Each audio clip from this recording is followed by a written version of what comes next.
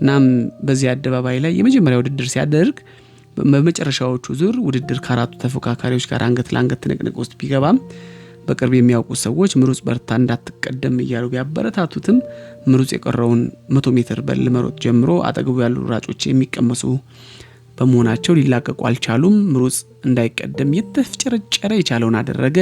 ሁሉ ጊዜ በማንኛውም ቦታ የበላይ መሆን የሚፈልገው ሰው አልሸነፍ ባይነት ውስጥ ያደረው እናትየው ሁሌም አንተ ምርጥ ነህ ስለሚሉት እንደሆነ ይናገራልና እሱም ይሄንን አምኖ ተቀብሏል። ቤተሰቦቼ ምሩጽ ብለው ስም ሲያወጡልኝ ትርጉሙም ጠይቄያቸው ነበርና እናቴ ስጠይቃት ምሩጽ ማለት በአማርኛ የተመረጠ ሰው ማለት ነው ብላ ነግራኛለች ይላል።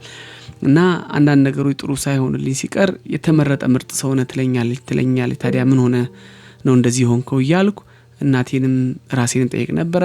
ሁሌም ስጠይቃት እናቴ ግን አንድ ቀን ትሆናለህ ትለኛለች። መቼ እንደሆነ ግን አይገባኝም ነበር ብሎ ተናግሯል። እንግዲህ ተመልካቹ በጉጉት በጠበቀው የአደባባይ የጎዳና ላይ ሩጫ ያልሸነፍ ባይነትል እንዲሁ ጀግንነት የተናነቀው ምሩጽ ይፍጠር ከአምስቱ ሯጮች ቀድሞ የመጨረሻው መስመር አለፈ። አምስቱ ሯጮች እኩል መስመር ላይ ስለደረሱ አወዳዳሪዎቹ ማን ቀድሞ እንደገባ ለማወቅ የተቸገሩ ቢመስልም ምሩጽ ቀድሞ እንደገባ መዝጋቢ ሰው መሰከረ። ምሩጽን ጠራውና ሙሉ ስሙን ከናባቱ ጠየቀው። በመዝገቡ ላይ ምሩጽ ይፍጠር 110ኛ ብሎ አሰፈረ። እንግዲህ እንደዚህ ለመግባት ይፍጨረጨር የነበረው የመጨረሻው ሆኖ ላለመግባት ነውና በውድድሩ ላይ የተሳተፉ 114 ሰዎች ናቸው። 109ኙ ቀድመውት ገብተዋል። መጨረሻ የቀሩ 5 ተወዳዳሪዎች አሉ። እንግዲህ እነዚህን ቀድመውት ከገቡ ምሩጽ ውራ ሆኖ ይጨርሳል። ይህንን ደግሞ መቀበል አልፈለገም። እንግዲህ በ110ኛ በመውጣቴ ምንም አልተሰማኝም። እኔ ይዤ የተነሳሁት ዓላማ ነው። ዓላማዬም አንድ ቀን ሀገሬን አስጠራለሁ እንጂ በመጀመሪያ ውድድር አሸንፋለሁ ብዬ አይደለም በሚል አትሌቶችን በአንድና በ3 ዓመት የሚያደርጉት ውድድር በሚያስመዘግቡት ደካማ ውጤት ተስፋ መቁረጥ እንደሌለባቸው ከአንዳንዶቹ ተምሬ ነበረ። ቁም ነገሩ 110ኛው መውጣቴ አልነበረም። በዚህ ውድድር አንድ ነገር ተማርኩ ይላል።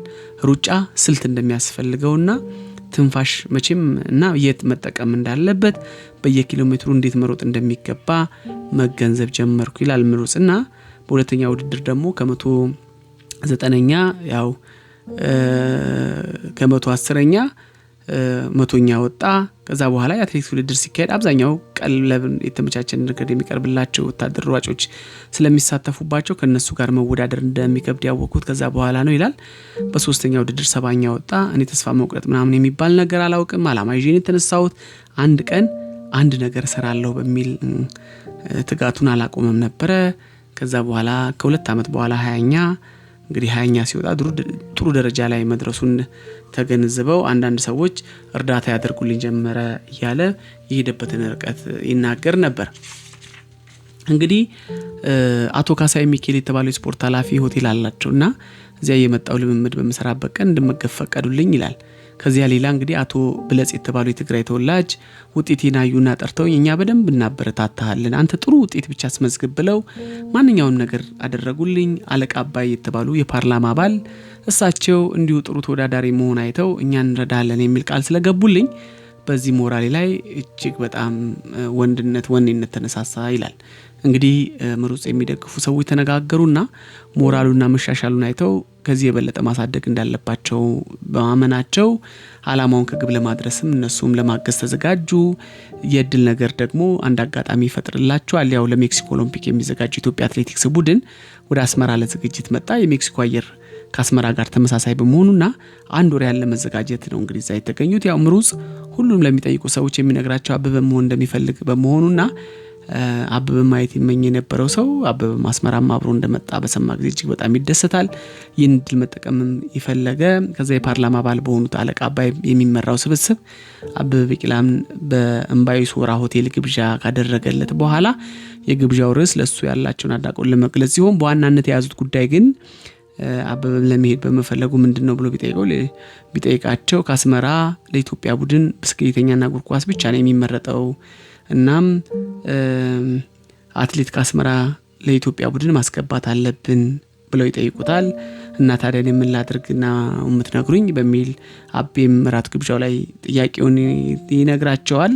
እነሱም እንድትረዳልን የቱን ሲላቸው ምሩጽ ይባላል ብለው እሱን ያሳዩታል። እሺ አንድ ነገር አድርግልን ምን ላድርግ ሲል ሁሉም ያንተን ፈለግ መከተል እንደሚፈልግ ይነግረናል ሁልጊዜና ሩጫም ስለሚሰራ ምታግዘው ሲሉት ሩጫ ይሰራል አዎ ታታሪ አትሌት ነው ግን ይለዋል ግን ምን ታታሪ ነው ሞራል አለው አላማ ይዞ ነው የተነሳው ግን ጉድለት አለበት እና እኔ ምን ላድርግለት ይኸውና ንገረን ምኑን የጎደለውን ብለው ያናገሩታል አበበም መጀመሪያ ጥያቄያቸውን ለመቀበል ፈቃደኛ አልነበረም እርሱ በአሁኑ ጊዜ በሜክሲኮ ኦሎምፒክ ለማሸነፍ ስለሚያደርገው ልምምድና ውድድር መዘጋጀት እንጂ አንድ ሰው ሊገመግምላቸው እንደማይችል ነገሯቸው ይወጣል እነሱ ግን አስቸገሩት እንደውም ችክ አሉበት ነው የሚለው ገኔ ሲያወራና አስመራን በአትሌቲክስ የመወከል አንድ አትሌቲክ ፍጠርልን ብለው ስላስቸገሩት አበበም ምሩጽን አነጋግሮ አብሮት ልምምድ እንዲያደርግ ጧት እሱ ሲገባ ከቡድኑ ጋር እንዲቀላቀል ያመቻችለታል እንግዲህ ለሜክሲኮ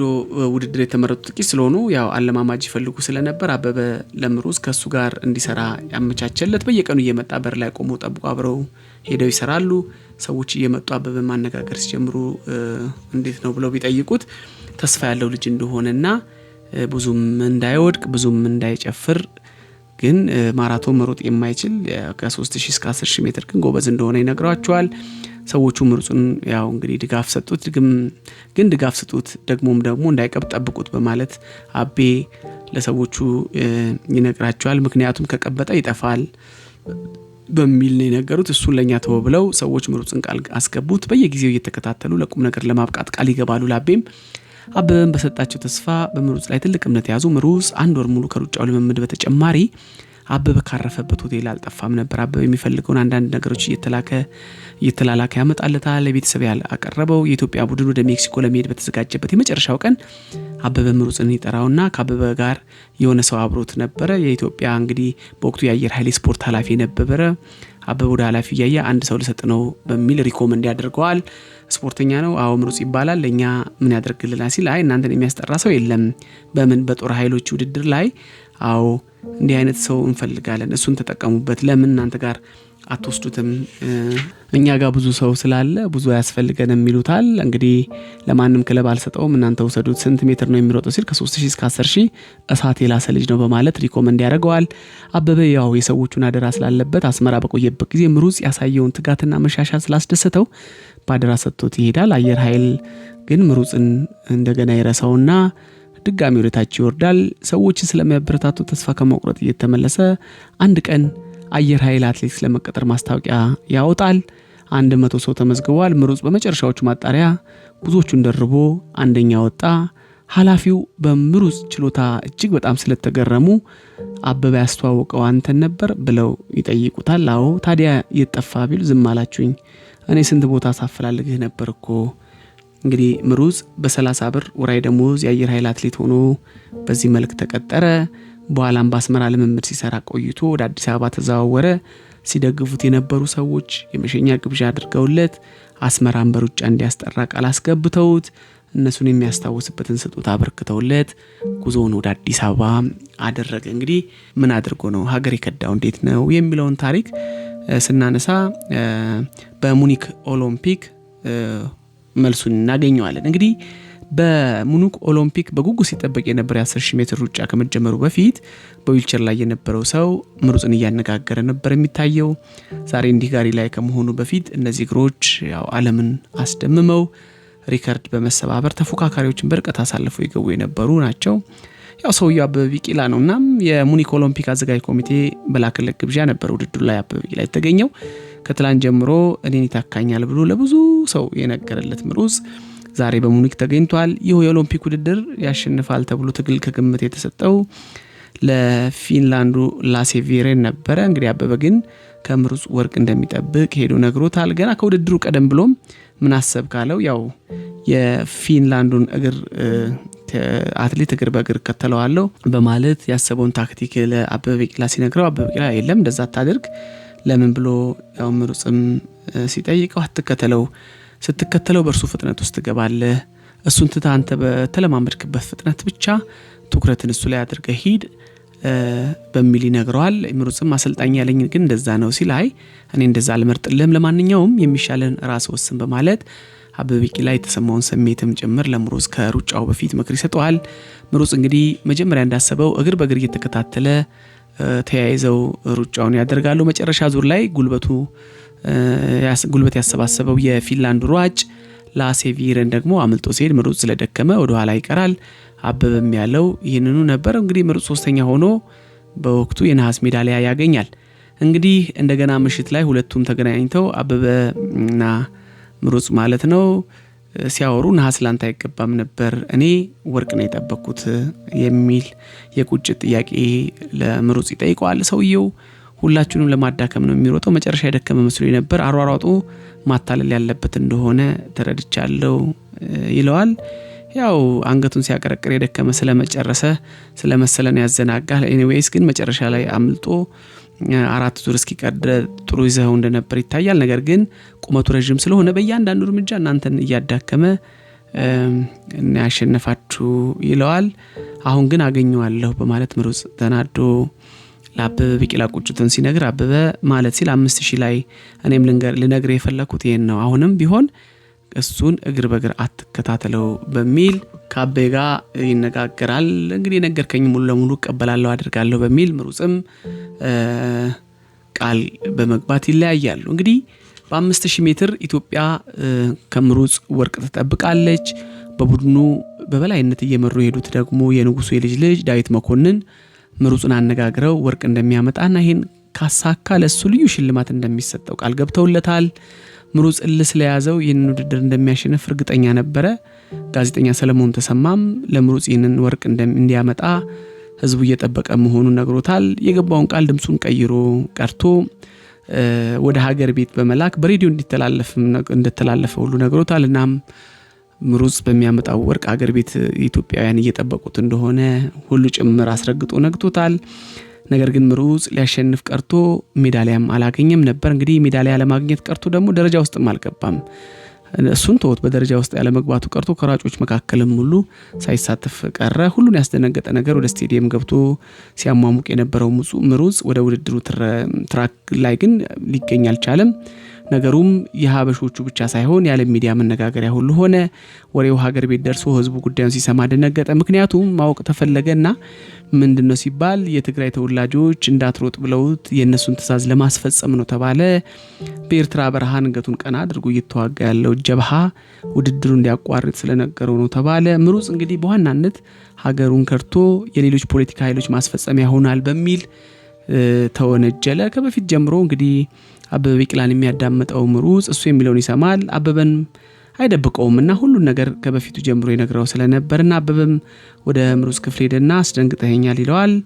እኔም ሳለቅስ ነው ያልኩት፣ ምንድነው የተፈጠረው? ችግሩስ ምንድነው? ለምን አሮጥክም? በሚል ተደጋጋሚ ጥያቄ ሲጠይቀው አሟሙቄ ጨርሼ ነበርና አሰልጣኞቹ እኛም መተን እንወስዳለን ስላሉኝ እነሱን ስጠብቅ በሽቦ ቀዳዳ ስመለከት ሩጫው ተጀምሯል። ከዛ አሰልጣኝ እየሮጠ መጣና ያንተ ስህተት አይደለም፣ በፍጹም የነገርከኝ ሁሉ እውነት ነው በትክክል በሚል አሰልጣኞቹ ሸውደውት እሱ ግን እዛ ቦታ ላይ ያሟሟቀ እየጠበቀ እንደነበረና ሳያስበው ሩጫው እንደተጀመረ ይናገራል። ያው የአትሌቲክስ ስፖርት እንግዲህ በተወሰኑ ክለቦች አካባቢ ቢዘወተርም ያው ብዛም አልተስፋፋም ነበር። በወቅቱ በአስመራ ከተማ ትኩረት ተሰጥቶት ሁሉም የሚሳተፍበት እግር ኳስና ብስክሌት ውድድሮች እንደሆኑ ይታወቃልና ከነሱ መልስ ደግሞ ያው ብዙ ጊዜ በቦክስ ተቀባይነት አለው። ምሩጽ ይፍጠር ግን በአትሌቲክሱ ለመሳተፍ ለመለማመድ ቢፈልግም ወደዚህ አቅጣጫ የሚመራው ሰው እንግዲህ በወቅቱ አግኝቶ እንዳላገኘ ይነገራል። ይህ አስገራሚው ታሪክ የምሩጽ ታሪክ ነው። እንደነገርኳችሁ ምሩጽ በዚህ አይነት መንገድ ለኢትዮጵያ ታምር የሰራ በተለይ አላማ ስለያዘ ሲወድቅ ሲነሳ በሩጫው ዓለም ውስጥ እንግዲህ የነበረውን ፈተናና አሁንም ያሉ አትሌቶች እንግዲህ ክለብ ለመግባት ያለውን ሹክቻ የምታውቁት ነው። በብሔር በዘመድና በቋንቋ የተደገፈ እንደሆነ አንዳንዶች አምርረው ሲናገሩ እንሰማለን። ዞሮ ዞሮ ትናንት የነበሩ አትሌቶች ሀገር ለማስጠራት የከፈሉት ዋጋ ጥቅም ብቻ ሳይሆን መከራም ጭምር እንደነበረ ማውሳት እንችላለን። ለቤታችን አዲስ ሆናችሁ ለጠይም ብዕር ማለት ነው ፎሎ በማድረግ ሰብስክራይብ በማድረግ እንደዚሁ ደግሞ አዳዲስ ሀሳቦች ወደ እናንተ እንዲደርስ የደውሏን ድምጽ በመጫን አብሮነታችሁን እንድትገልጹልን ጠይቃለሁኝ።